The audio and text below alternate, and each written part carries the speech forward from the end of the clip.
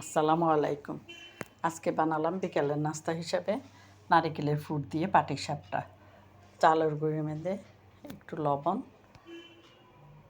লবণ নিলাম, তারপরে চালের গুঁড়ায় 3 কাপ নিয়েছে, অন্য কিছু আর দিই নাই।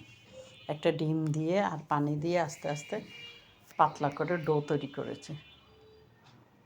ডো তৈরি করে দেখুন আমার ডোটা কেমন হয়েছে। একটু পাতলাই করছি যাতে করে ভালো করে মেলে দেওয়া যায়। তারপরে একটা কড়াইতে ফ্রাই প্যানে তেল ব্রাশ করে গোল চামচ দিয়ে দিব। তেল ব্রাশ করতেছি করে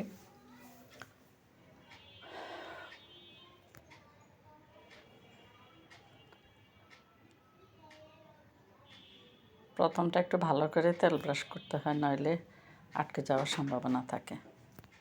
2 চামচ ডো দিয়ে দিলাম, তারপর পাতিল ধরে ঘুরায় এটাকে ছড়াইয়ে দিলাম। পাতলা রুটির মতো হয়ে গেল, অর্থাৎ পাটিসাপটা পিঠা যেভাবে বানায় ঠিক সেভাবে। নারিকেল গুড় দিয়ে আগে ভেজে নিয়েছি, নারকেলের ফুডটা ভিতরে দিয়ে এভাবে আস্তে আস্তে বটে নিলাম, পাটিসাপটা যেভাবে বটে।